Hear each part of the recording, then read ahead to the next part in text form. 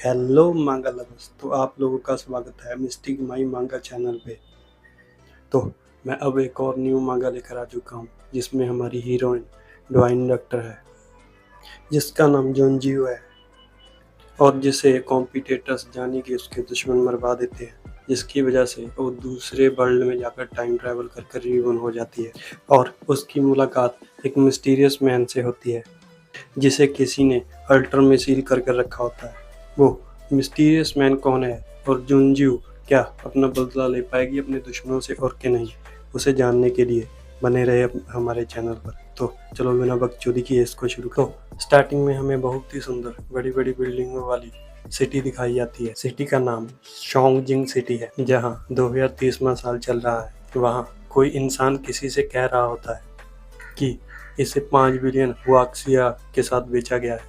फिर दूसरा व्यक्ति उसे कहता है, मुझे याद नहीं है कि मैंने शोंगजिंग में किसी भी नीलामी में इतनी ऊंची कीमत देखी है।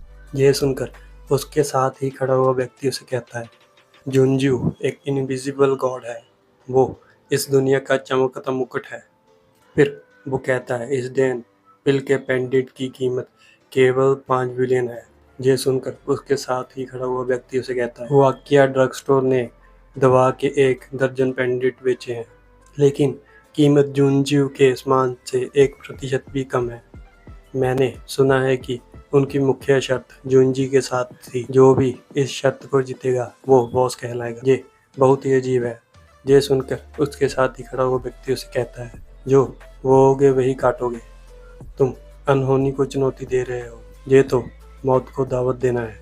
फिर एंट्री होती है हमारी हीरोइन की एक डेडली स्माइल के साथ। वो अपने चेहरे पर हाथ रखते हुए कहती है, the principal of Huaxia drug store. अरे मैं तो ऐसा नहीं करना चाहती। 5 बिलियन और कॉइन मेरी डंपिल के लिए काफ़ी हैं। वो मुझे जितना भी नुकसान हुआ है उसे कवर कर लेंगे। जॉनजियो हाथ में पकड़े हुए कार्ड को चूमते हुए कहती है, मैं बस इतनी सी ही रकम खर्च कर सकती हूँ और मैं क्या करूँ, मुझे और क्या चाहिए होगा, क्या मैं कुछ विशेष जोंगजिंग व्यंजन आजमाऊँ। फिर हमें उसके पीछे 2 इंसान खड़े दिखाई जाते हैं। उनमें से एक कहता है, जब तक जोंजियो जीवित है तुम्हारी दुआ की दुकान कभी भी बेहतर नहीं हो सकती। ये सुनकर उसके साथ ही खड़ा हुआ व्यक्ति उसे कहता है, बस हमारा प्लान पूरी तरह ही तैयार, निश्चित रहें बॉस। अगले ही सीन में एक बॉम्ब दिखाया जाता है जिसको फटने के लिए 8 सेकंड बाकी होते हैं। जैसे ही टाइम खत्म हो जाता है वो ब्लास्ट कर जाता है और उस ब्लास्ट को देखकर जोनजियो हैरान हो जाती है और अगले ही पल हमें एक घड़ी जैसे पेंडेंट को दिखाया जाता है जो चमकने लगता है और समय के पहिए को घुमाने लगता है। और कुछ समय बाद हमें कुछ लोगों की आपस में बात करने की आवाज़ आती है। उनमें से एक व्यक्ति कहता है, जो उन परिवार की सबसे बड़ी महिला इतनी खूबसूरत है कि उस पर मुझे तरस आ रहा है। इसका शरीर अभी भी गर्म है, क्या हम इस गर्म शरीर का आनंद ले सकते हैं, आप क्या कहते हैं। फिर उसके साथ ही खड़ा हुआ उसे व्यक्ति कहता है, उसके साथ ऐसा करने के बाद हम उसे फॉरबिडन स्पेस में फेंक देते हैं और किसी को पता भी नहीं चलेगा। फिर हमें जोनजियो को दिखाया जाता है जो एक अलग वर्ल्ड में ट्रैवल कर रिबॉर्न हो चुकी है और वो तीनों जोनजी को देखकर लाल टपकाने लगते हैं। उन तीनों में से एक कहता है, भाई तुम तो बहुत बड़े हरामी हो, लेकिन मुझे तुम्हारा विचार पसंद आया, क्या मैं पहले जा सकता हूँ। वो जोनजियो के अरमानों को हाथ लगाने ही वाला होता है कि तभी जोनजियो को होश आ जाता है और वो उसका हाथ पकड़ लेती है, जिसकी वजह से वो व्यक्ति घबरा जाता है और उसके साथी घबराते हुए चिल्लाकर कहते हैं, ये तो भूत है, ये तो भूत है, कोई हमारी मदद करो। जोनजी उन्हें चिल्लाते हुए देख उन्हें कहती है, वाह ये कौन लोग हैं जो मेरे बारे में इतना बुरा बुरा बोल रहे हैं, मैं तुम सभी से ज़्यादा जिंदा रहूंगी। वो उनको घूर कर देखती है जिसकी वजह से उनकी फट जाती है। उनमें से एक जोनजी को कहता है, क्या तुम मरी नहीं, क्या तुम भूत हो, क्या तुम अभी भी जिंदा हो। तो फिर ऐसा लगता है कि हमें डरने की कोई बात नहीं है। बट लू ने जहाँ तक शिकायत की है कि हमने जोनजियो को मारने से पहले पर्याप्त कीमत नहीं दी। वैसे भी वो ताओइज्म की प्रैक्टिस नहीं कर सकती, चलो उसे वापस ले चलते हैं और कुछ इनामों का आदान प्रदान करते हैं। वो उसकी तरफ देखकर ठगी भरी निगाहों से कहते हैं, लेकिन ले जाने से पहले क्यों ना कुछ मजा किया जाए। जिंदा और खूबसूरत लड़की के साथ मजे करना कितना आनंददायक है। फिर वो हवस भरी नजरों से उसे देखने लगते हैं। उनकी ये बात सुनकर जॉनजियो स्माइल करते हुए उन्हें कहती है, तुम लोगों को मुझे नीची नज़र से देखने का मजा कितना आ रहा है। फिर वो तीनों जॉनजी के पास जाकर लाल टपकाने लगते हैं और उसे कहते हैं, हमने पहले कभी भी इतनी सुंदर और साफ सुथरी महिला के साथ मजे नहीं लिए हैं, महिला के साथ नहीं खेला है। जैसे ही उनमें से एक जॉनजियो को छूने वाला होता है, जॉनजियो उसके मुंह पर गोली मारते हुए उसे बहुत दूर फेंक देती है। उसे ऐसा करता देख बाकियों की फट जाती है, उनकी आंखें बाहर आ जाती है। वो घबराते हुए जॉनजी की तरफ देखकर उसे कहते हैं, ये कैसा कर सकती है, वो तो बस यूजलेस है। जॉनजी उन्हें कहती है, क्या कुछ लोगों ने कहा कि ऐसा करना बेहतर होगा, जब मेरा शरीर अभी भी गर्म है।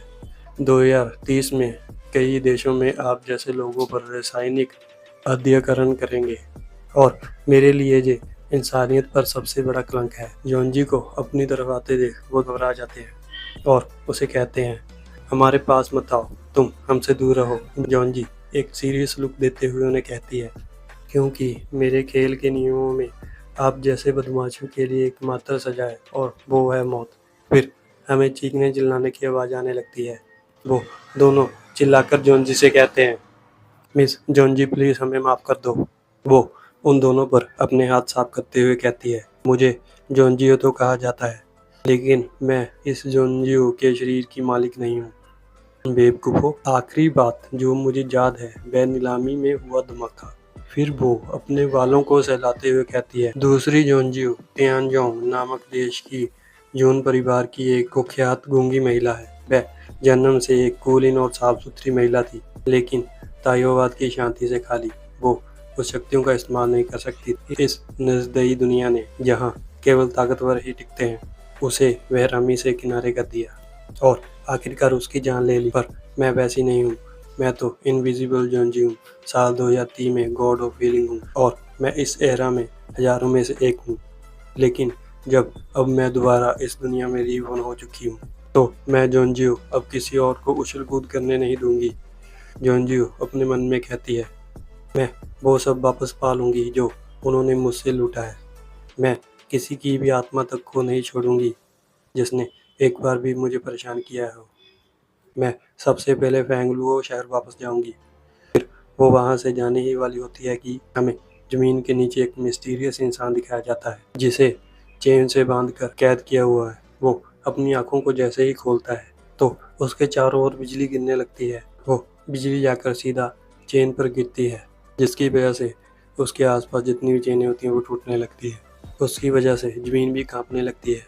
जॉनजियो ज़मीन को कांपते देख घबराते हुए अपने मन में कहती है, ये तो भूकंप आ रहा है। वो जैसे ही आगे बढ़ने वाली होती है, उसके नीचे वाली ज़मीन दो हिस्सों में बट जाती है। ज़मीन में बहुत बड़ी दरार पड़ जाती है। वो उस दरार में गिरने लगती है।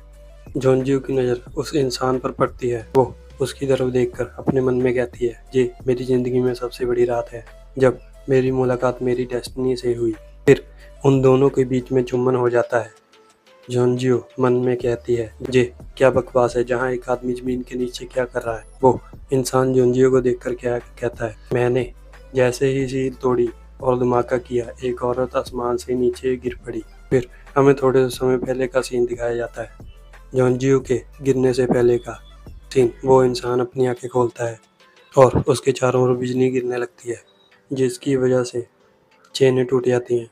फिर वो ऊपर को जाने लगता है और स्माइल करते हुए कहता है, जब मैं कूद कर अल्टर से बाहर निकल जाऊंगा तब तुम सबको मार दूंगा। अगले ही पल हमें फिर से वही सीन दिखाया जाता है।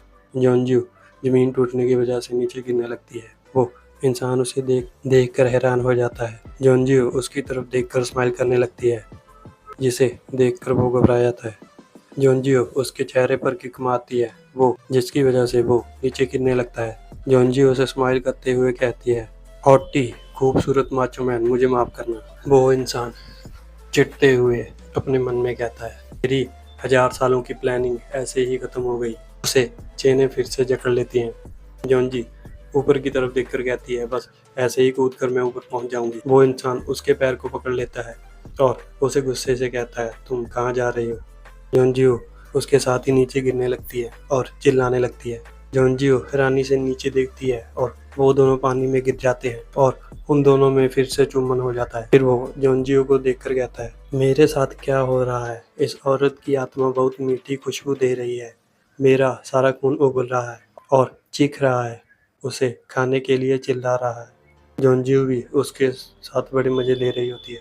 उसे एकदम होश आता है और अपने मन में कहती है, बेवकूफ, तुमने मेरा फायदा उठाने की हिम्मत कैसे की? जल्दी से उसे पीछे को धकेलते हुए पानी से बाहर आ जाती है और मन में कहती है, वो आदमी कौन था और ये कौन सी जगह है? अगले ही पल वो व्यक्ति अपने हाथ को निकालकर जोंजियो के चेहरे को पकड़ लेता है और उसे गुस्से से घूरते हुए कहता है, तुम्हारी तो सील तोड़ने की मेरी योजना खराब हो गई। आखिरकार तुम कौन हो? जोंजियो उसे देखकर कहती है, इसकी आंखें तो सोने जैसी है और ये आदमी तो पूरी तरह मुसीबत में फंसा हुआ है। फिर वो उसे कहती है, क्या किसी महिला का नाम पूछने से पहले आपको अपना नाम नहीं बताना चाहिए? ये बुनियादी शिष्टाचार है।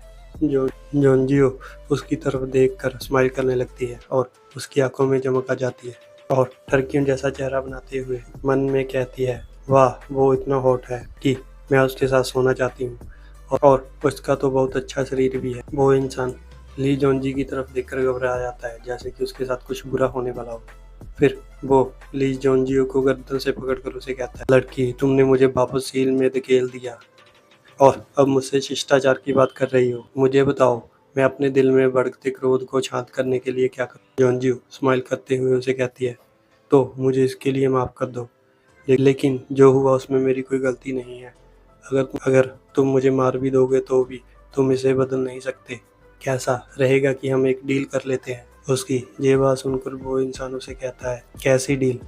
फिर वो मन में कहती है, दिलचस्प बात यह है कि ये लड़की मुझसे नहीं डरती, फिर भी मेरे साथ सौदा कर रही है। जोंजियो उसे कहती है, तुम मुझे ऊपर जाने में मदद करो और मैं तुम्हें आज़ाद कर दूंगी। वो इंसान उसे कहता है, तुम अपने आप को इतना मत समझो। क्या तुम्हें लगता है कि तुम ऐसे ही सील तोड़ सकती हो? क्या तुम जानती हो कि मैं सील को तोड़ने के लिए कितने समय से काम कर रहा हूँ और इतने सालों बाद अब जाकर इसे हल कर पाया? वो उसकी ये बात सुनकर अपने आसपास देखने लगती है और कहती है, ये तो अंधेरे के नरक जैसा है। डबल डायमेंशन वाली 8 रूपों वाली मूर्तियाँ और जंजीरों का एरे। इस दुनिया में मैंने 8 त्रिग्राम सीखे हैं। ये एरे जितना भी मुश्किल हो, लेकिन इसका मतलब 5 तत्व और 8 त्रिग्राम से ही जुड़ा है।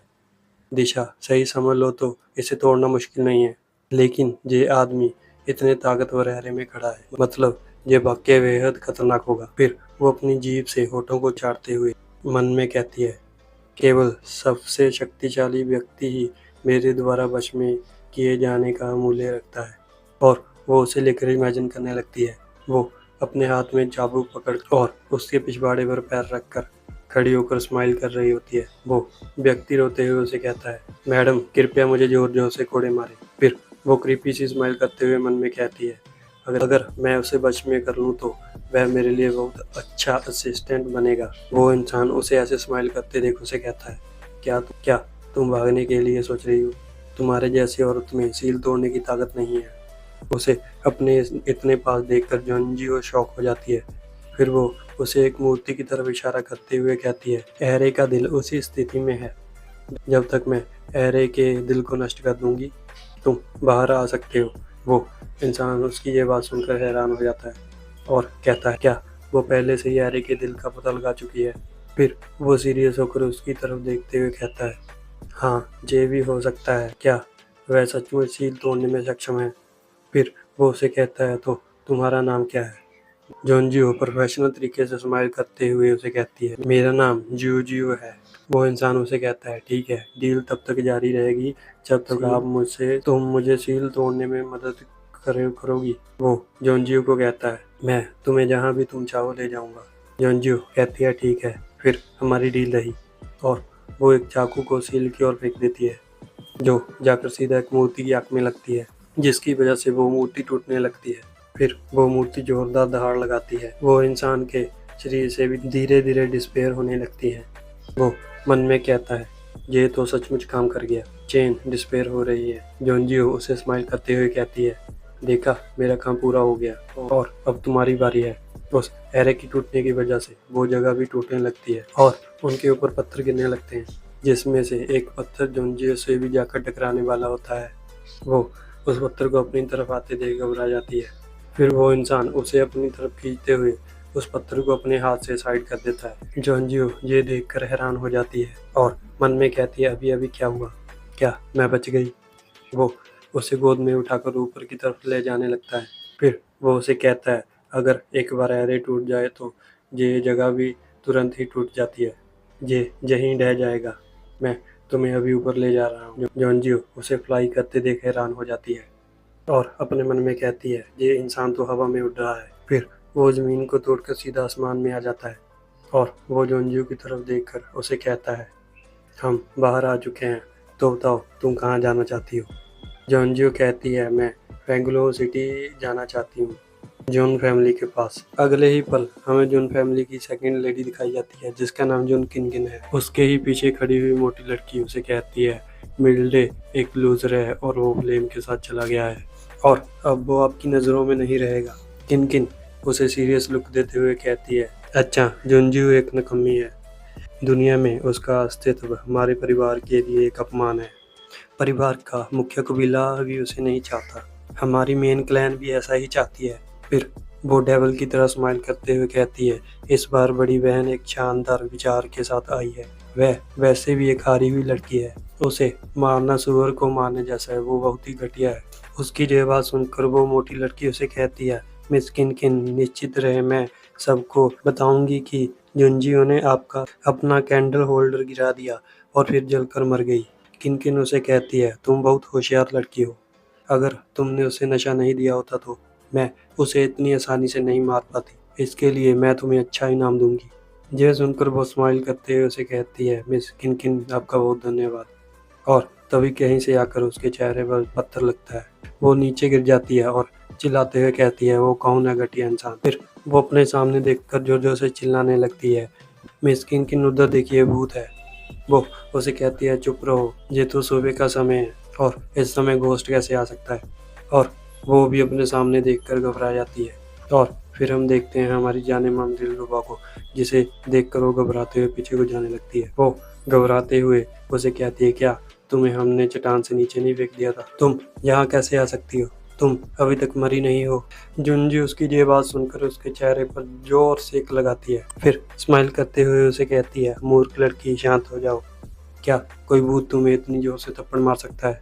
यह सुनकर उसे पसीना आने लगता है और कांपती हुई उसे कहती है, बिल्कुल नहीं, तुम मरी नहीं हो अभी तक, तुम जैसी मदबुद्धि लड़की उस जगह पर कैसे जीवित रह सकती है? यह सुनकर ली जोंजी उसके चेहरे पर एक और टिका कर देती है, कहती है, तुम्हारा चेहरा दीवार जितना मोटा है, इससे मेरे हाथ में दर्द हो रहा है।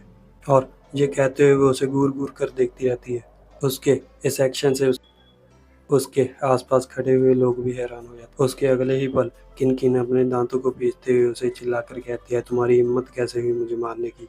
बिच वो जोंजियो के गले को पकड़ने ही वाली होती है कि जोंजियो उसके पेट में कोनी मारते हुए उसका गला पकड़कर उससे पीछे को धकेलने लगती है। फिर वो उसकी तरफ देखकर स्माइल करते हुए उसे कहती है, मुझे नाम पुकारने की जरूरत नहीं है, मुझे नाम पुकारने की परवाह नहीं है, ये शब्द फिर से कहो और मैं तुम्हारी जीभ काट दूंगी। किनकिन उसे देखते हुए घबरा कर अपने मन में कहती है, उसकी आंखें बहुत डरावनी। बड़ी बहन जब गुस्से में होती है तो उससे भी ज्यादा डरावनी लगती है। गले को दबाने की वजह से किनकिन की सांस फूलने लगती है। फिर वो अपने मन में कहती है, क्या जुंजियो सचमुच इतनी निकम्मी है, मुझे इससे इतना डर क्यों लग रहा है?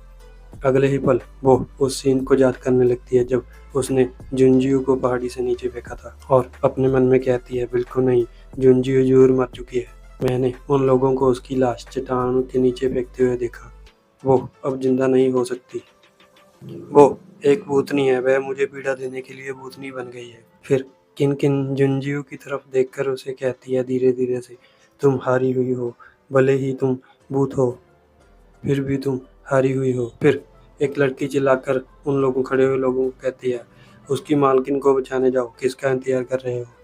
अगर उसकी मालकिन को चोट लगी तो तुम सब मारे जाओगे। यह सुनकर कुछ लोग जुंजियो की तरफ आने लगते हैं। उनमें से एक कहता है, चलो मालकिन को बचाने चलो, और दूसरा कहता है, उस भूत को मार दो। उन्हें ऐसा करता देख जुंजी हल्की सी स्माइल करती है और अगले ही पल उन्हें काट कर रख देती है। और अगले ही पल हमें उन सब के आसपास बहुत सारा ब्लड दिखाया जाता है, जिसको देखकर वो सभी घबरा जाते हैं।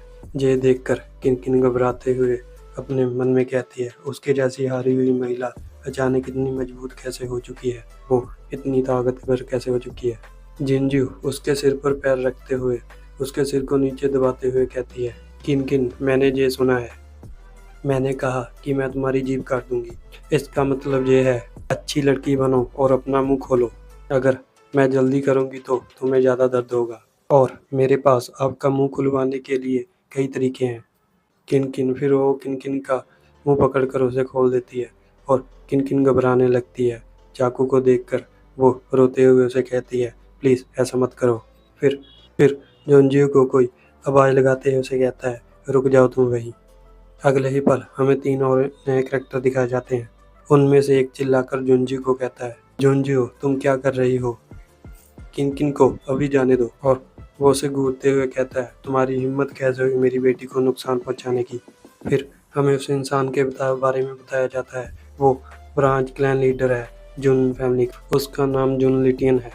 उसे देखकर किनकिन घबराते हुए अपने मन में कहती है, डैड प्लीज़ मुझे बचाओ। जिंजी उसकी तरफ देखकर स्माइल करते हुए उसे कहती है, आप मुझे हत्या का मामला छोड़ने के लिए कह रहे हो। और अपने मुंह से हल्की सी हवा को छोड़ते हुए कहती है, क्या आपको लगता है कि मैं एक धक्का मुक्की करने वाली लड़की हूँ क्या। फिर वो उसे चिल्लाते हुए कहता है, जिंजियो तुम सचमुच मेरी अवज्ञा करके गलत रास्ते पर जा रही हो। फिर वो मन में सोचते हुए कहता है, क्या किनकिन ने जुंजियो को नहीं मारा, आखिर ये क्या है, ये जिंदा क्यों है। जुंजियो उसकी ये बात सुनकर स्माइल करते हुए उसे कहती है, क्या आपने मुझे आपकी आज्ञा मानने के लिए कहा। फिर वो उसे सीरियस लुक देते हुए कहती है, जुन लिटियन आप सिर्फ एक शाखा के नेता हैं, तुम्हारी हिम्मत कैसे हुई मुझसे ऐसे बात करने की। और उसके चारों ओर ये कहते ही उसके चारों ओर किलिंग मर्डर से इंटेंस और मंडराने लगता है। उसके ऑरा को देखकर क्लैन लीडर घबराने लगता है। अपने मन में कहता है, ये कैसे मुमकिन है, मैं तो उसके ऑरे में सचमुच दबाव महसूस कर रहा हूँ।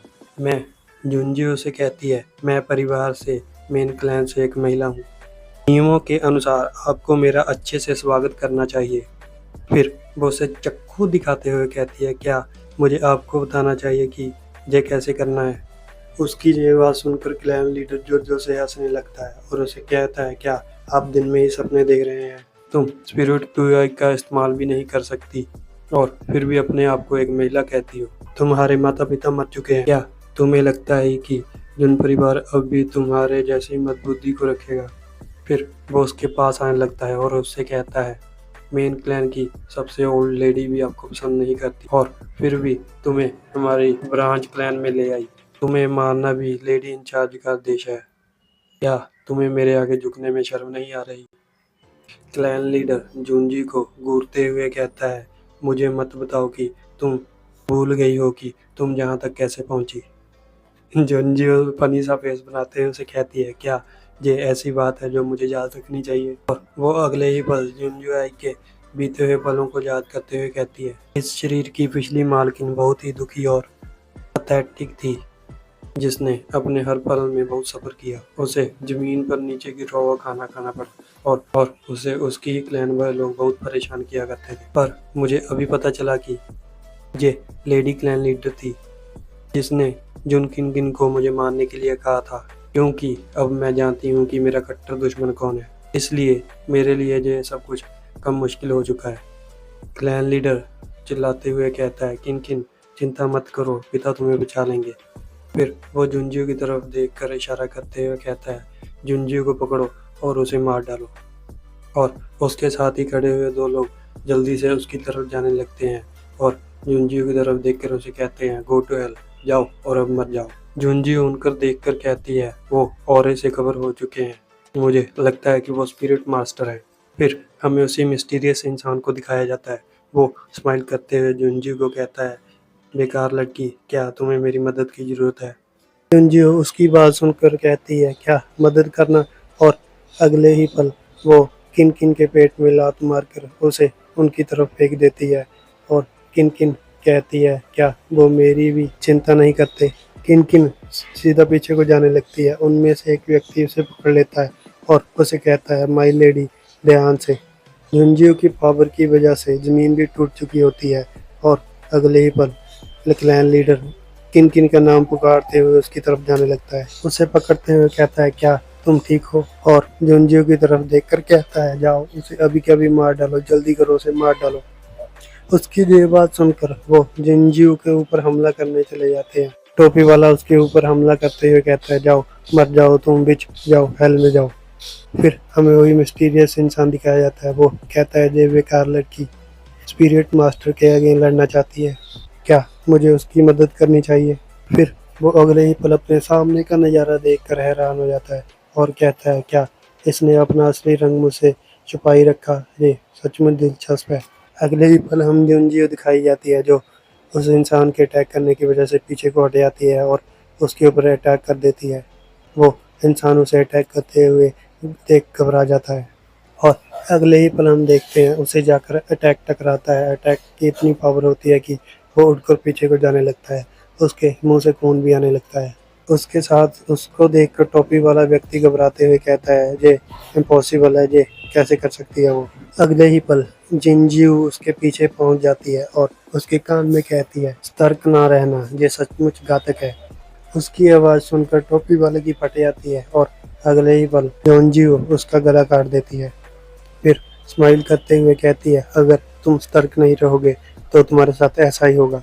उसके इस एक्शन को देखकर क्लैन लीडर और किन किन बहुत घबरा जाते हैं।